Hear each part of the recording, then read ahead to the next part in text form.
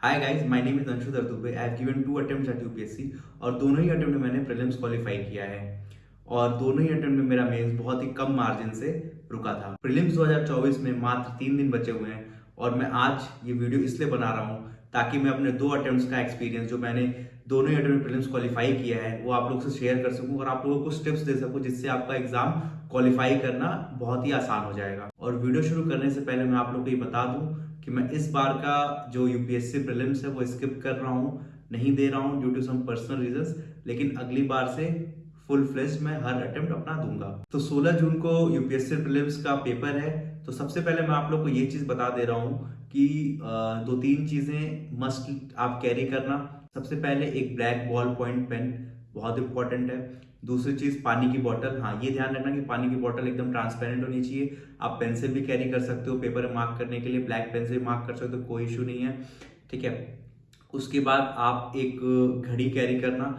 घड़ी एकदम ध्यान रखना कि वो एनालॉग वॉच होनी चाहिए, कोई भी स्मार्ट वॉच सेंटर वाले अलाउ नहीं करेंगे। बिल्कुल भी स्मार्ट वॉच कैरी मत करना, एनालॉग वॉच कैरी करना और घड़ी तो मस्ट है कैरी करना, वो कैरी ही करके ले जाना, ठीक है। और उसके बाद एडमिट कार्ड, आपको पता है वो तो कंपलसरी है।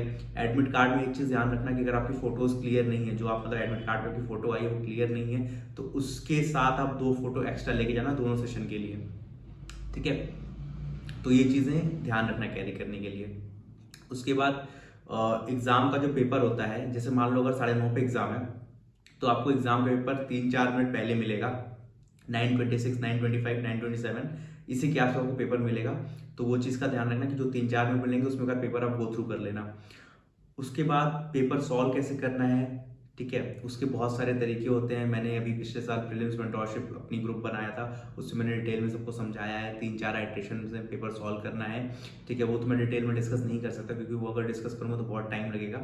बाकी मोटा मोटी आप समझ लो कि 2-3 बार पेपर सॉल्व करना। सबसे पहले वो सॉल्व करना जो आप 100% श्योर हो, उसके बाद आप वो क्वेश्चन सॉल्व करना जिसमें आप 50-50% श्योर हो, उसके बाद एंड में आप वो सॉल्व करना जो आप थोड़े से मतलब कम श्योर हो, जो थोड़ा सा आपको डाउटफुल लग रहा है, उसमें थोड़ा टाइम देके आप सॉल्व करना, ठीक है। तो ये चीज़ ध्यान रखना।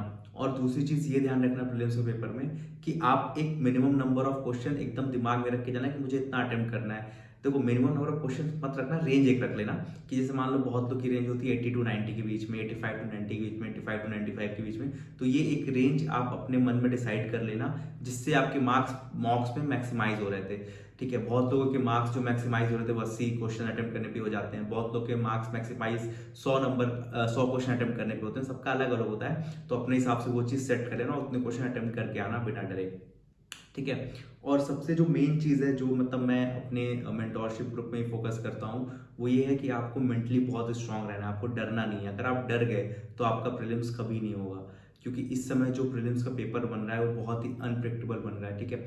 बहुत सारे बच्चे ऐसे भी हैं जिन्होंने कुछ नहीं पढ़ाई करी वो क्वालिफाई कर ले रहे हैं, और बहुत ऐसे बच्चे हैं जो एकदम सब कुछ पढ़ के जा रहे हैं वो क्वालिफाई नहीं कर पा रहे हैं, ठीक है। रीज़न उसका सबसे बड़ा यही है कि आप मेंटली वीक हो जा रहे हो। पेपर देखते ही आपका मेंटल जो स्टेबिलिटी है वो खत्म हो जा रही है क्योंकि आप पेपर देखते ही डर जा रहे हो।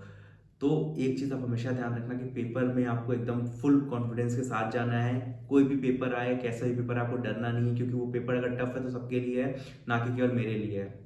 मेरे साथ पिछले अटेम्प्ट में यही हुआ था कि मैंने मतलब मेरा जो पहले 20 क्वेश्चन थे वो art and culture ancient medieval के थे, जो कि मुझे मतलब अच्छे से नहीं आ रहे थे। बट मैं वहाँ डरा नहीं क्योंकि मेरी प्रैक्टिस इतनी थी कि मुझे पता थी अगर ये पहला पार्ट टफ है 15 क्वेश्चन का, तो आगे मुझे पॉलिटी क्वेश्चन मिलेंगे जो कि बहुत ईजी होंगे। ये कैसे मेरे अंदर आया था, क्योंकि मैंने प्रैक्टिस बहुत करी थी, मैंने मेडिटेशन किया था, मैंने मतलब अपना डर खत्म किया। तो वही चीज़ आपको खत्म करना है कि आपको अपना डर एकदम 16 तारीख को बिल्कुल नहीं रखना है। आपको रिजल्ट की टेंशन नहीं लेनी है क्या होगा, रिजल्ट 15 दिन बाद देखेंगे।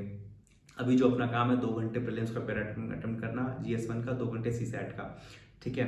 तो ये चीज़ एकदम दिमाग खोल के जाना कि मुझे डरना नहीं है, मस्त बिंदास जाओ, पेपर दो फुल कॉन्फिडेंस साथ। और मेरी गारंटी अगर आप बिना डरे पेपर दे रहे हो तो आपका पेपर होगा, ठीक है, क्लियर होगा, ठीक है। बाकी 9:30 से 11:30 GS1 होगा। उसके बाद 3 घंटे का ब्रेक होता है, 2:30 से 4:30 का फिर पेपर होता है। तो इस 3 घंटे के ब्रेक में आप कोशिश करना कि कुछ हैवी मत खाओ, हल्का फुल्का 2 रोटी रोटी वोटी खा लेना। चावल खाओगे तो नींद आएगी, चावल मत खाना, रोटी खा लो या फिर कुछ हल्का सैंडविच वैंडविच खा लो। पानी प्रॉपर पीते रहना, गर्मी बहुत है, पानी की बोतल कैरी करना, ठीक है। और बहुत देखो, मैं ये नहीं कहूँगा कि आप जो 3 घंटे 2 घंटे का ब्रेक है उसमें बहुत ज़्यादा कुछ पढ़ो, क्योंकि आपको थोड़ा दिमाग रिलैक्स करना है, क्योंकि 2 घंटे आप पेपर दे के आ रहे हो, फिर आप 3 घंटे लगातार पढ़ रहे हो या 2.5 घंटे, तो वो कोई मतलब मेरे लिए हिसाब से सही नहीं होता है, क्योंकि फिर आपको 2 घंटे के लिए दिमाग चलाना है, सीसैट का पेपर है। तो जो एक A4 शीट पे अपने फॉर्मूले की शीट वो बना लेना, फॉर्मूले सारे लिख लेना सीसैट के लिए, और उसी को आधे घंटे में रिवाइज कर लेना बस। उसके बाद अपना सीधे जाके सीसैट का पेपर अटेम्प्ट करके आना। और सीसैट में बिल्कुल नहीं डरना है, कोशिश करना पहले सारे मैथ्स वाले, लॉजिकल रीजनिंग वाले, ये सब सीधे सारी चीज़ें 1.5 घंटे में कर लो, एंड में जाके आधे घंटे में आप कॉम्प्रिहेंशन सॉल्व कर लेना। और हाँ, कॉम्प्रिहेंशन छोड़ के मत आना। बहुत लोग ऐसा कहते हैं कि और मैथ्स कर लो कॉम्प्रिहेंशन छोड़ दो, नहीं, कॉम्प्रिहेंशन जितने होंगे उसमें से मान के चलो 1 2 3 4 छोड़ देना, बाकी सब अटेम्प्ट करके आना, क्योंकि कॉम्प्रिहेंशन में मार्क्स बहुत अच्छे बनते हैं, और कॉम्प्रिहेंशन ही आपको 66 प्लस मार्क्स करा देगा इजीली, ठीक है। तो ये चीज़ हमेशा ध्यान रखना। बाकी और कुछ तो ऐसा है नहीं, बट बस कुल मिला के देखो, अपनी मेंटली स्ट्रांग रखना, डरना नहीं है, क्योंकि जिस दिन तुमने प्रीलिम्स से अपना डर खत्म कर लिया, उस दिन तुम प्रीलिम्स क्वालिफाई कर लोगे, ठीक है। 90% बच्चे केवल डर की वजह से प्रीलिम्स क्वालिफाई नहीं कर पाते हैं। तो डर खत्म करो, पेपर दे के आओ, मेंटली स्ट्रांग रहो, और अब एकदम ये सोचना छोड़ दो कि मैंने ये चीज़ नहीं पढ़ी, मैंने वो चीज़ नहीं पढ़ी। जो नहीं पढ़ी वो सोच के जाओ, वो नहीं आएगा, वहाँ से नहीं आएगा। PT 365 नहीं पढ़ी है तो समझ लो कि PT 365 से कुछ नहीं आना, ठीक है।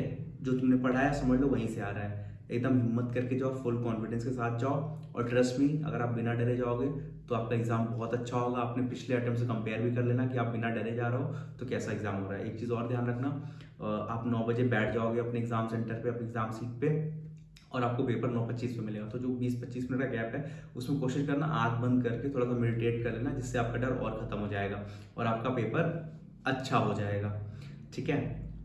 तो चलो फिर, all the best for your exam.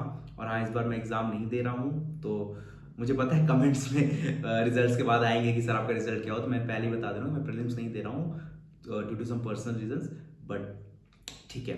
तो चलो, all the best for exam, अच्छे से करके आना, और फिर हम 16 तारीख को शाम में मिलते हैं पेपर डिस्कशन और कट ऑफ डिस्कशन पे। Bye bye.